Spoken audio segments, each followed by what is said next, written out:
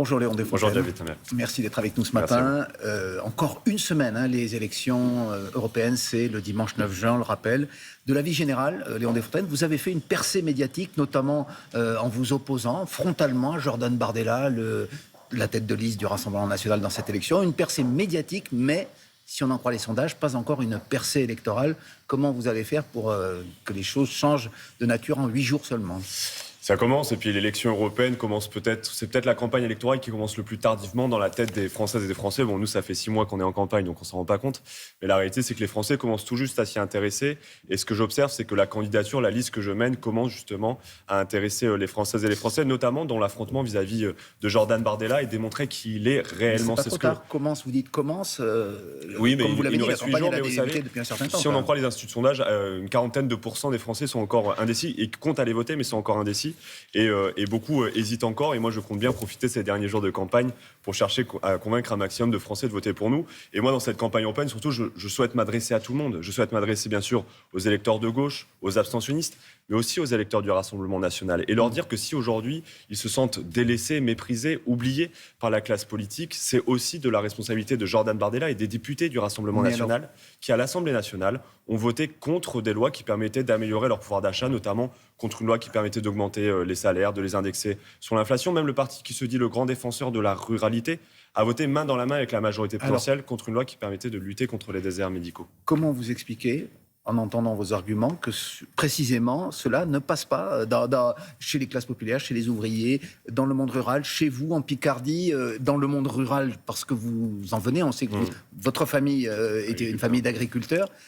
Le vote RN ne cesse de progresser, il n'est pas en recul comme vous le souhaitez. Et parce qu'il vote en désespoir de cause, et ce que j'entends beaucoup chez moi en Picardie, dans la circonscription de François Ruffin, dans laquelle j'habite, j'entends beaucoup de gens me dire « mais on n'a jamais essayé Jordan Bardella ». Et ce n'est pas un argument, Et moi, ce que je leur réponds, c'est qu'on est en train de l'essayer. Si aujourd'hui les salaires n'augmentent pas, si les salaires n'augmentent pas, c'est parce que leurs 88 députés ont voté main dans la main avec la Macronie contre une loi qui permettait d'indexer les salaires sur l'inflation. Même quelque chose quand même d'important sur la sécurité sociale. On voit le gouvernement qui potentiellement souhaiterait désindexer les pensions de retraite sur l'inflation, ce qui aura des conséquences désastreuses, bien sûr, pour nos retraités. Hier, on avait la niche parlementaire du groupe communiste à l'Assemblée nationale. Je précise quand même que c'est une piste. C'est juste une piste. Nullement.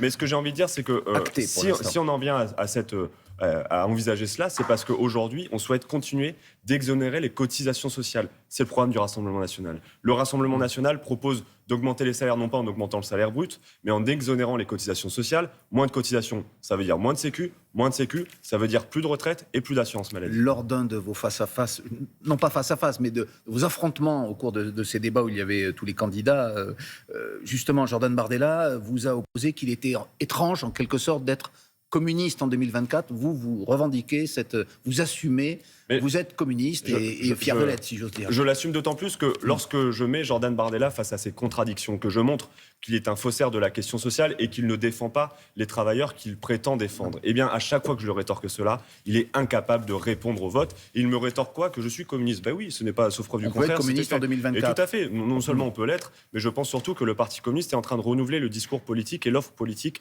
à gauche. Et puis, au-delà de tout, moi, je ne suis pas la tête de liste du Parti communiste français. Je suis la tête de liste d'une liste de rassemblement avec d'autres forces de gauche, contre notamment Emmanuel Morel, par exemple, qui a été élu sur la liste de la France Insoumise, qui est ancien socialiste et qui ne se retrouve plus sur la ligne aujourd'hui, qui est celle de Jean-Luc Mélenchon et qui a décidé de partir avec nous. Alors, précisément, des électeurs de gauche, il y en a quand même dans ce scrutin, encore une fois, si on en croit les enquêtes d'opinion.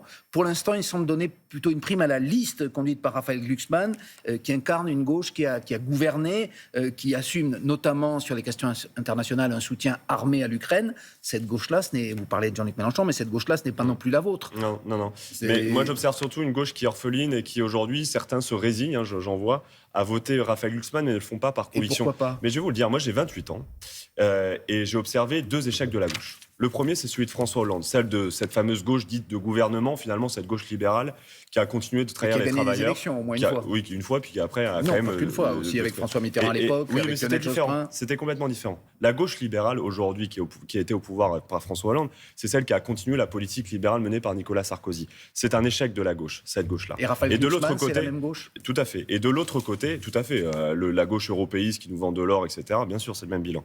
Il y a la gauche libérale. L'échec de la gauche libérale a changé le quotidien des Français. Et de l'autre côté, il y a l'échec de la gauche, je dirais, outrancière, celle qui est incarnée par Jean-Luc Mélenchon, qui a été incarnée par la NUPES lors des élections législatives. Moi, j'ai 28 ans. Je le dis, la gauche, elle est captive de deux offres politiques, l'une libérale, l'autre outrancière. Eh bien, moi, je souhaite écrire une nouvelle page. Une nouvelle page pour la gauche, celle qui remet le social, la défense des travailleurs, qui n'est pas sectaire et qui va s'adresser à tout le monde. C'est cette gauche-là qui sera majoritaire demain. Il faudra revenir à la NUPES tôt ou tard, dit Manon Aubry. Vous êtes d'accord avec elle ou la NUPES est morte et enterrée? Mais oui, mais la NUPES a montré son échec en 2000, en tout cas sa limite en 2022. Nous n'avons pas gagné l'élection. Pourquoi nous n'avons pas gagné l'élection? Parce que nous avons reposé ce scrutin sur l'élection de Jean-Luc Mélenchon comme Premier ministre. Aujourd'hui, Jean-Luc Mélenchon est une figure repoussoire. Moi, je souhaite écrire avec les militants insoumis, avec les militants socialistes sincères, pourquoi pas avec François Ruffin, écrire une nouvelle page de la gauche, celle qui remet le social au cœur de son projet. Une figure repoussoire. Vous dites, la guerre à Gaza et l'antagonisme très fort qu'on observe au sein de la classe politique française et même au sein de la gauche, est-ce que vous regrettez qu'elle ait pris cette place presque prépondérante dans cette campagne européenne? C'est normal qu'elle ait cette place. Depuis le 7 octobre, tout nous retourne et nous l'avons dit avec force. Nous devons bien sûr condamner avec la plus grande fermeté l'attaque terroriste islamiste du Hamas du 7 octobre, mais parallèlement nous devons, la classe politique dans son entièreté, condamner les bombardements aveugles qui est en cours dans la bande de Gaza et le massacre d'un peuple. Donc vous êtes finalement un peu sur la ligne de la diplomatie française dans cette affaire. Mais moi, j'ai toujours eu à cœur justement de vanter cette diplomatie française qui a toujours été désalignée sur celle, par exemple, des États-Unis. Maintenant, moi, ce que j'attends du gouvernement, ce que j'attends d'Emmanuel Macron, c'est qu'enfin, il agisse pour la reconnaissance de l'État palestinien sur les frontières de 67. Moi, je me suis engagé chez Jeunes Communistes en 2013. Depuis cette année-là, je suis fermement engagé pour que la Palestine vive aux côtés d'un pays, israélien sur les frontières de 67. Comme le préconise le droit international, j'aimerais que la France puisse mettre les bouchées douces sur ce... Cette situation, en tout cas, crée des remous, plus que des tensions, même à l'Assemblée nationale. Vous avez assisté comme spectateur à ce qui s'est passé cette semaine avec Sébastien Delogu, ce député LFI qui a été sanctionné pour avoir brandi un drapeau palestinien dans l'hémicycle et qui dit dans une interview, je le cite, que Yael Braun-Pivet, la présidente de l'Assemblée nationale, qui est donc à l'origine, avec le bureau de l'Assemblée de cette sanction, fait, je le cite, la propagande du gouvernement de Benyamin Netanyahou. Vous êtes de cet avis, vous aussi? Écoutez, moi je pense que la sanction est totalement disproportionnée. Monsieur Delogu a eu la même sanction que Monsieur De Fournas, qui a eu tenu des propos racistes en plein hémicycle. Et moi je pense que ce n'est pas possible et ça veut dire quoi, ce sont deux situations très différentes. Et donc je pense que la sanction est bien évidemment bien trop disproportionnée. Mais que Mme Braun-Pivet fait la propagande du gouvernement israélien, comme il le dit? Non, je n'utiliserai pas ces mots, loin de là. Maintenant, moi, ce que j'attends de Mme Braun-Pivet, par contre, c'est qu'elle puisse agir aussi pour peser de tout son poids de présidente de l'Assemblée nationale pour la reconnaissance de l'État palestinien, pour la libération des otages, bien évidemment, mais aussi pour pouvoir dénoncer ce qui est la politique à l'œuvre par Benyamin Netanyahou. On sait que vous défendez, c'est de tradition dans le Parti communiste, puisque Fabien Roussel, candidat à la présidentielle, le faisait aussi, la filière nucléaire. C'est ce qui vous distingue aussi, d'ailleurs, de la France insoumise et d'autres partis de gauche, des écologistes. Est-ce que vous êtes satisfait, c'est l'annonce du jour, de ce qu'a dit Emmanuel Macron, qui concrétise le rachat par EDF des activités nucléaires de General Electric? C'est une bonne nouvelle pour vous? C'est une excellente nouvelle. Après, il vient réparer ce qu'il avait fait quand il était ministre de l'économie, où il avait vendu la partie d'Alstom à General Electric, la partie en tout cas sur la filière nucléaire à General Electric, l'américain.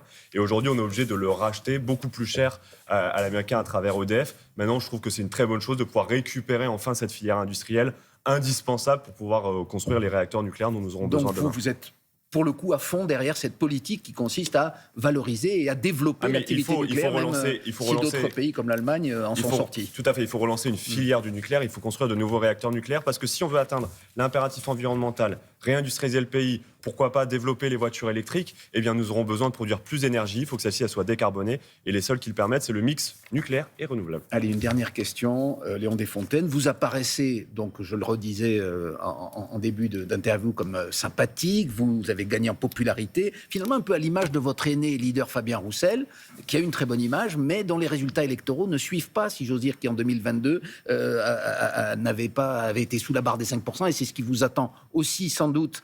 Je ne vous le souhaite pas, mais si on en croit les sondages, comment vous allez faire pour franchir ce plafond de verre à vous? Écoutez, moi, ce que j'observe, c'est qu'en 2 jours, on a pris 2 fois plus 0,5 dans les sondages. Si on continue comme ça, on sera à 5% le 9 juin. Mais surtout, j'ai envie de dire 5% pour notre liste. C'est 5 élus en plus pour la gauche, 5 élus en moins pour la droite et l'extrême droite. Donc, s'il y a bien un vote utile ou un vote efficace pour ces élections, c'est le vote pour la gauche unie. Voilà, on n'est jamais mieux servi par soi-même. Merci beaucoup, Léon Desfontaines.